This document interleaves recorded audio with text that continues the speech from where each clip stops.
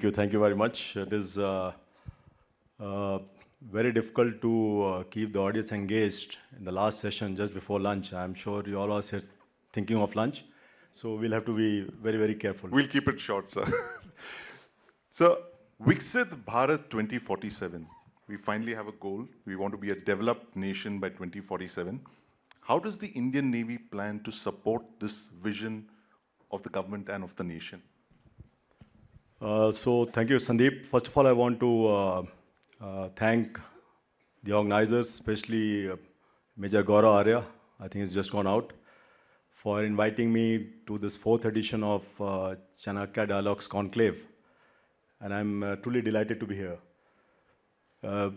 You've started a conversation with a very pertinent question up front, and which I will answer in reverse order.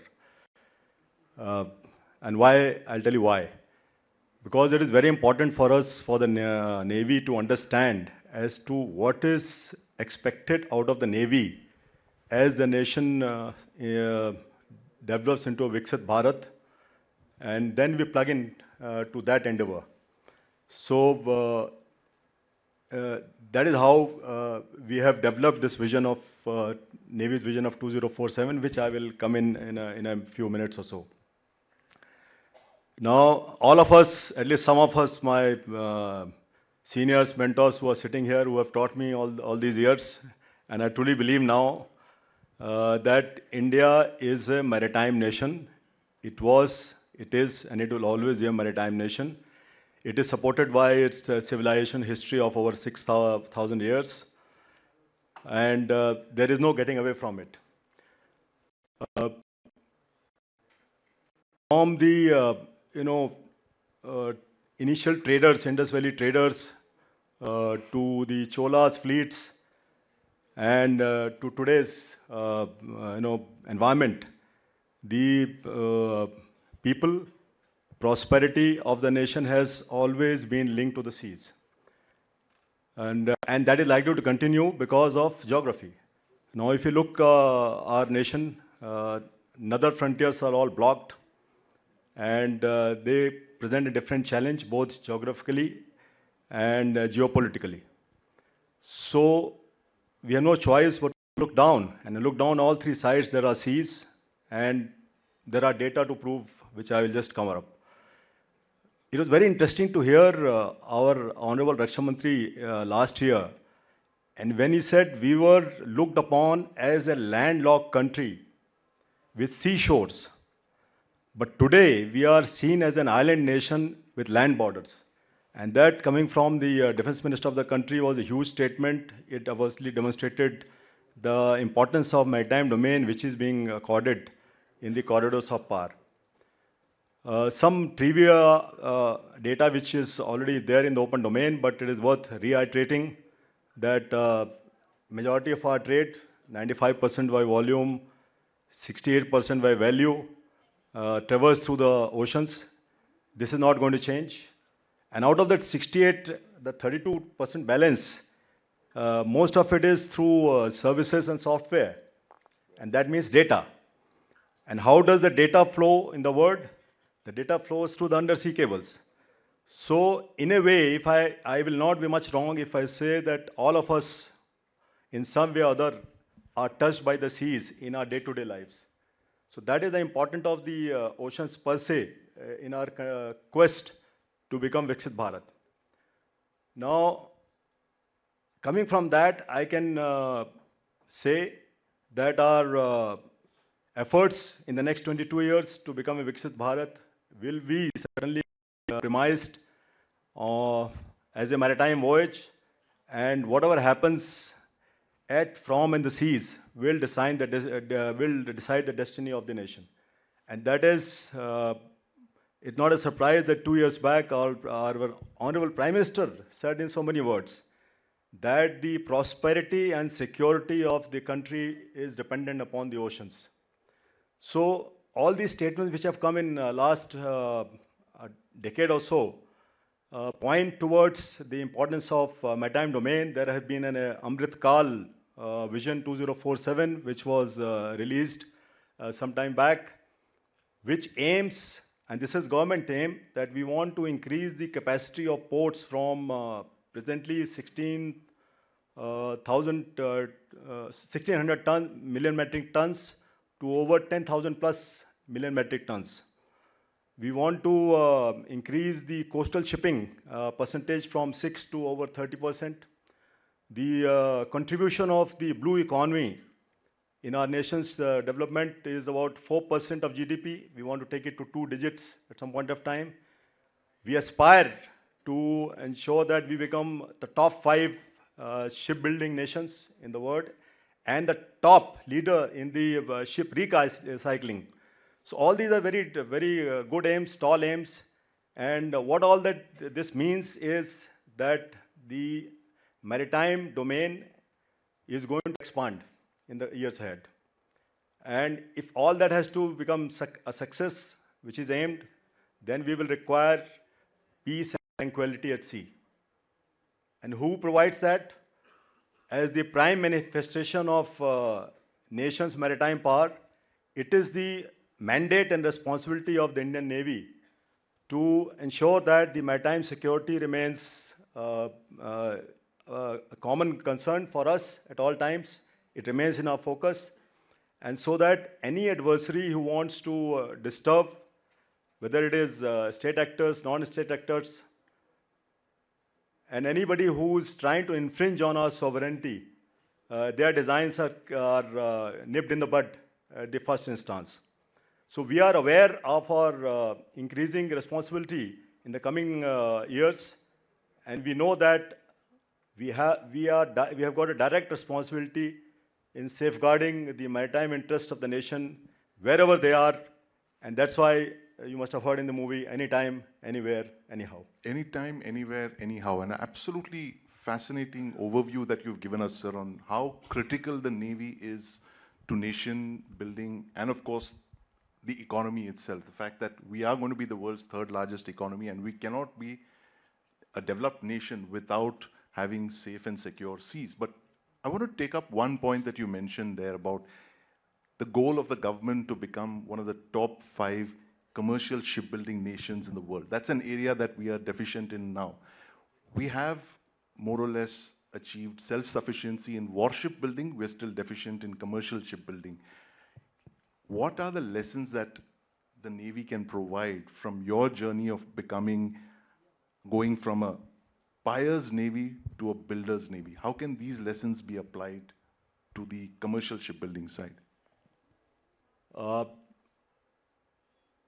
I'm aware, and I think more than me, many more seniors who are aware, who have been longer in this ecosystem. Our journey to become from buyer's Navy to a builder's Navy has been both long and exciting.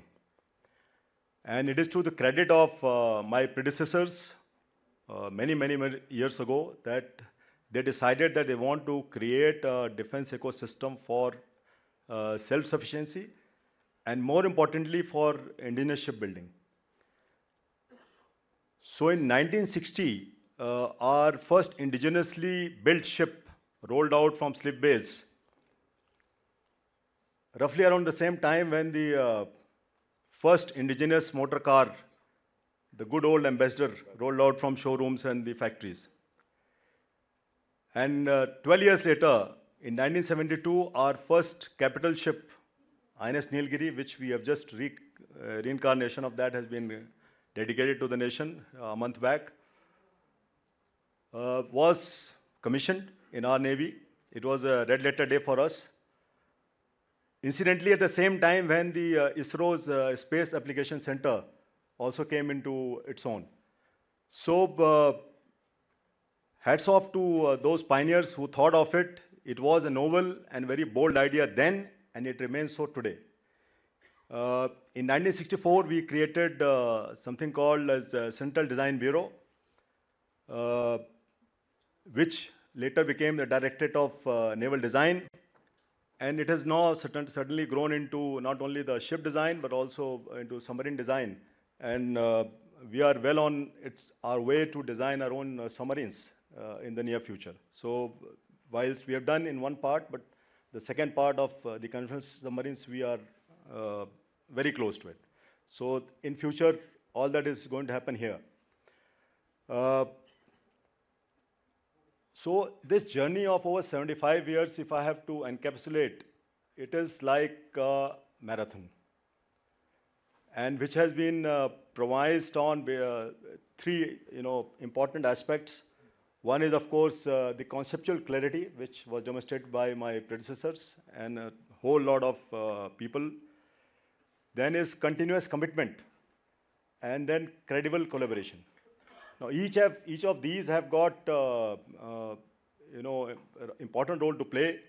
First is conceptual clarity in terms of, okay, you have a vision that you want to become a self-reliant nation in shipbuilding, but you will have to also think that what are the headwinds which we are likely to face. And I'm talking of 1960s. It was a different country. So that kind of clarity was also obtained by those visionaries. And that was done, obviously, with the help of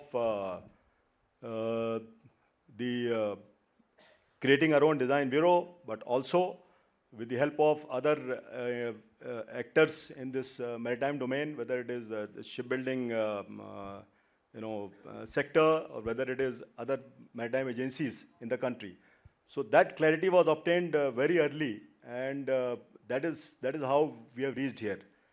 The second aspect is, like a marathon runner, he never runs alone. He requires support of his training team, he requires support of his staff, and that's how he finishes his run. So in the same manner, we couldn't have done it alone. And that's why there was an important, that at some point of time, even a marathon runner, if you see, especially in the mid stretches, his body is saying no, but mind is saying yes. And that is the time when you have to just prevail upon your inner instincts and then have that resolve that we will continue. Similarly, in the shipbuilding sector also, we faced headwinds. And just to give you an example, in 1990s, when the Soviet Union dissolved, and there was a huge supply chain disruptions in the shipbuilding sector. But the Indian Navy, in collaboration with other agencies, we found solutions to commission our first indigenously designed and built destroyer, INS Delhi, whose commissioning commanding officer is sitting right in front of me. Admiral Dinesh. And he can tell more of it at some point of time, what are the challenges which were there in those years. I was a young lieutenant commander at that point of time, but I also happen to know a little bit of it, but he knows it more. Of course, it was one of my first reporting assignments as well in Indian Express. And the third, of course, is continuous, credible collaboration, which is important for any of such lofty ideas to succeed. You have to have a lot of people, going with you, and that I think Navy did very well. By I'll just give you an example. We were importing steel till very recently, till this 21st century actually, and then somebody thought that why not build indigenous steel? And that is how the Navy with the DRDO, DMRL, they're one of their labs, and SAIL worked together, and we created the DMR 249 Alpha steel, which is now being used for construction of all ships, including our flagship Vikrant. Absolutely. So that is how we have moved from, the 60s to present day, when we can be proud of being a handful of nations, I suppose only non-P5 nation who can design, build and operate an aircraft carrier and a nuclear power submarine. That's a huge achievement for our country and our scientists. So that is our journey. Absolutely fascinating technological breakthroughs, and these are national achievements. It's not just the achievement of the Navy. True, it is national. That's why it's a huge. Absolutely astounding, these achievements. And whether it is BARC, whether it is DRDO, whether it is private industry, whether it is MSMEs. For example, for Vikrant, we had almost 500 MSMEs, more than 12,000 individual employees. Apart from the CSL I'm talking about, and those had to be brought into the system together. So that part is a So separate the story. takeaway, sir, is that it's not a 100 meters dash, it's a long Yes, marathon. marathon, And that's you why I have to said. have a Yeah. long-term vision Yeah. for that, which Yeah. I think we're finally seeing the contours of. But you know that earlier point that you made about India being an island nation because we have blocked boundaries with our neighbors. Now, two of the neighbors, nuclear armed, they have a collusive military relationship. Do you see this relationship playing out in the maritime sphere as well, with China and Pakistan coming closer together in the seas and possibly threatening our safe seas? There's talk of 8 conventional submarines being transferred from China to Pakistan in the not so distant future. How do you see this maritime battlefield evolving as we speak? Interesting question. Before I come to the answer, I just want to tell you that 50% of global oil and gas and over 100,000 ships transit through the Indian Ocean region annually. So what does it mean? It means there is an increased presence of extra-regional forces. There is an enhanced contestation. We are all aware what is happening around us. This audience doesn't require me to go into it because we are short of time, but you understand what I'm talking. So there is already a kind of continuum from cooperation, collaboration to contestation, and could lead to conflict. We can't rule that out at some point of time. So it's some people call it the busy piece.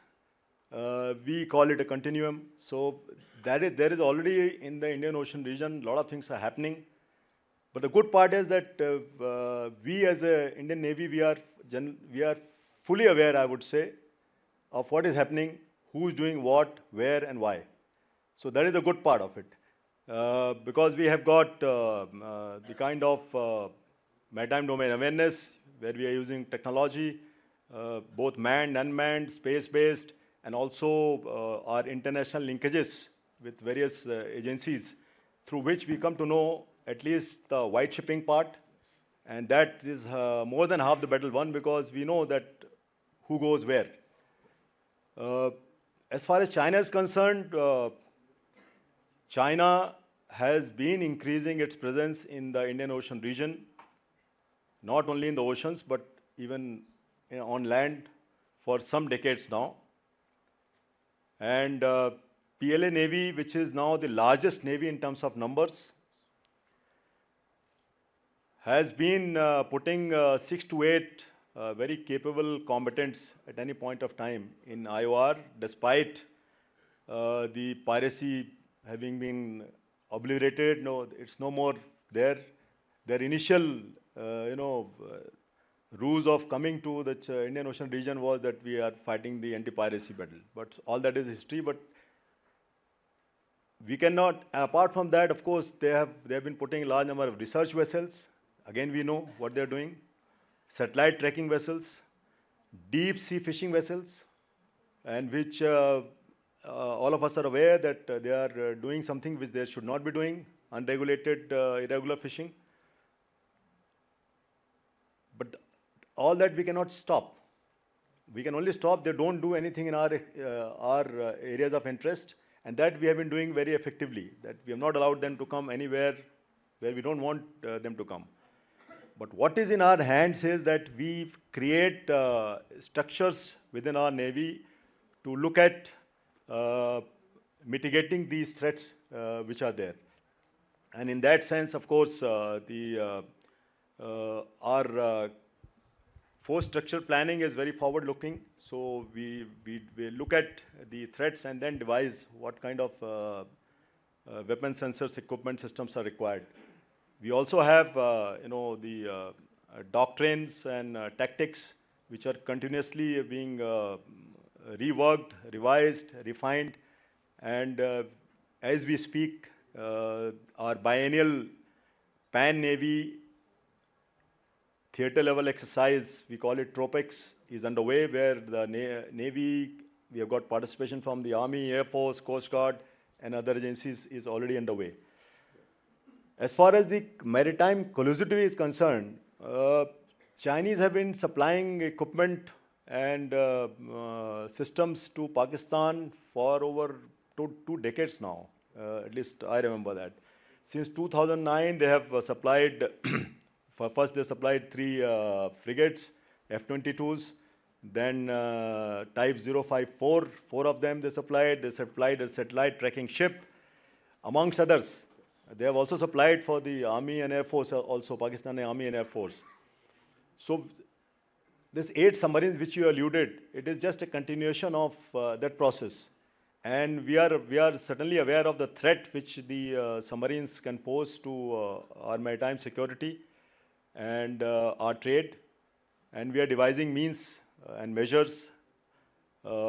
Fortunately or unfortunately, the technology is changing so fast that what was relevant yesterday may not be relevant day after tomorrow. So that is not only applicable to the Indian Navy, it is applicable to all the navies. Here the non-state actors sometimes have got more flexibility to use the technology in the manner in which they want, because they have no processes and procedures. Whereas nation states do have some processes and procedures, and therefore sometimes the induction of niche technologies can take some time. We have taken some measures in the Navy. Those can be debated separately.